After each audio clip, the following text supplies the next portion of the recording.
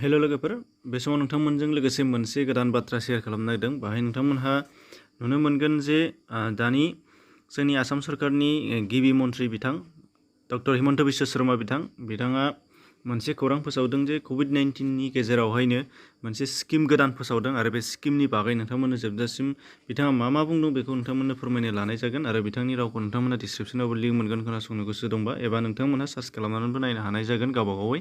दा बेयाव फैदो मा बुंदों। दा बाहाय मोनसे चिफ मिनिस्टार शिशु सेवा स्किम बेखौ बिथाङा फोसावनानै होदों आरो बेखौ गाबोन अखानायबानो बिनि खामानिया स्टार्टिं जागोन होननानै बिथाङा फोरमायदों। दा बेयाव मा जागोन बेखौ नोंथांमोनजों लोगोसे फैदो बुंदिनि। बाहाय बुंदों बिथांमोना जे COVID-19नि गाग्लोबजानायनि गेजेरजों नैबे जिहेतु थार्ड वेव एबा सेकेन्ड वेव बे मोननै वेवनि गेजेरजों जायफोर फरायसाफोरा बिमा बिफा गैजाला, माने बिमा गैजाला बिफा दं एबा बिफा गैजाला बिमा दं एबा गार्जेनफोरा माखासे गैला नाथाय गथ'फोरखौ नायनो थाखाय माखासे गार्जेनफोर जुदि बिमादै बिथांमोनहा दङ। दा बैफोरबादि फरायसाफोरनि थाखाय दान मोनसेयाव 3,500 राङै बिथांमोनहा होगोन होनदों, माने सरकारनिफ्राय होनाय जागोन होनदों। बेखौ माने खेबसे बुंफिनबावनि, जायफोर फरायसाफोरा गार्जेन गैला नाथाय बिथांखौ नायनो थाखाय न'नि नियारेस्ट गार्जेनफोर दङ, माने बिमादै एबा बिमाया गैला बिफाया दं, माने सासे बिथांमोनखौ आदोर खालामनो थाखाय दङ। दा बेबायदि फरायसाफोरनि थाखाय 3,500 रां होगोन होनदों दान मोनसेयाव। बे मोनसे।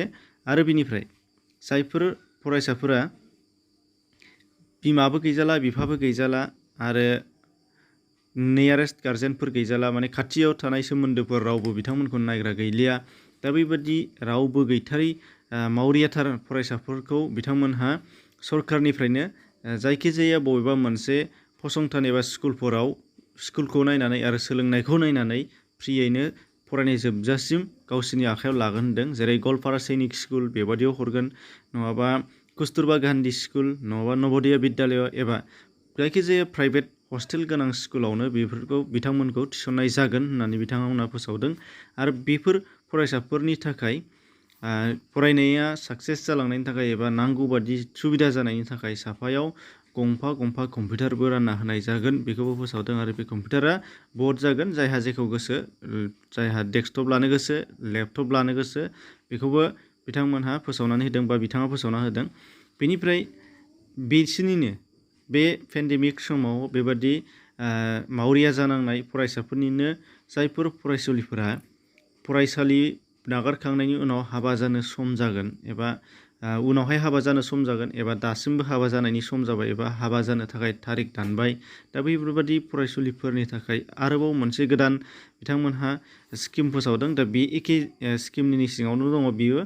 दा बेयाव बिथांमोनहा अरुन्धति स्किमाव जेराव हाबा जायोब्ला 1 तला सना मोनो होन्दोंमोन। दा बेजोंनो लोगोसे 1 तला सनाजों हाबाखौ मोजाङै खुंफुंनो हानायनि बादियै बिथांमोनहा सनाजों लोगोसे 50,000 रां जुलिनि थाखाय हरनाय जागोन होनदों।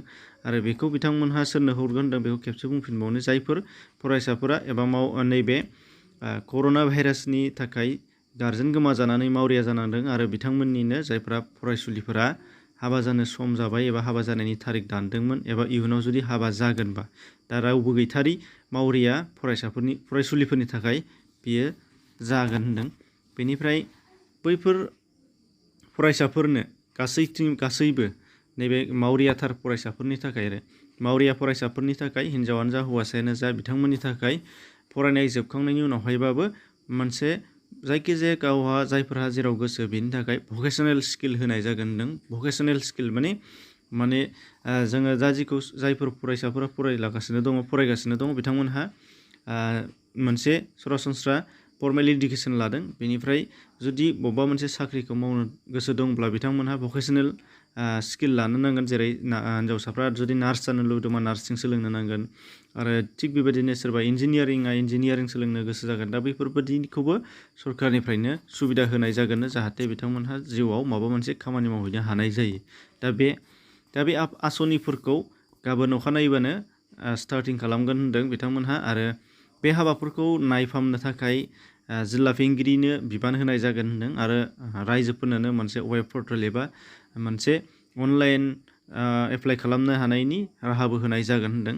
दा बेयाव APL BPL जेबो बाहाय डिफारेन्स थानाय नङा होनदों। जायखिजाया बे कर'ना भाइरासनि थाखाय जानाय गासैबो गोरिब मावरिया जानांनाय फरायसाफोरनि थाखायनो बियो जागोन होनदों। बेनिफ्राय आरोबाव बुंदों बिथांमोनहा बे खामानिखौ ससियेल वेलफेयार डिपार्टमेन्ट आरो इडुकेसन डिपार्टमेन्ट आरो बेजों लोगोसे चाइल्ड प्रटेक्शन आयग बे मोनथाम बिफानजों बे खामानिखौ नायनाय जागोन होनदों।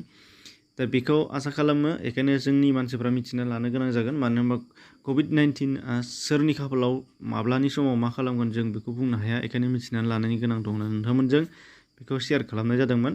नोंथांमोनाबो शेयार खालामनानै होबानो जाबाय, जाहाथे बयबो मिथिनानै लानो हानाय जायो आरो जायफोरहा जाखांखाजाबाय बिथांमोनहा जाहाथे थाबैनो बेफोरनि खाबुखौ मोननो हानाय जायो। एसेनोसै, गोजोन्थों।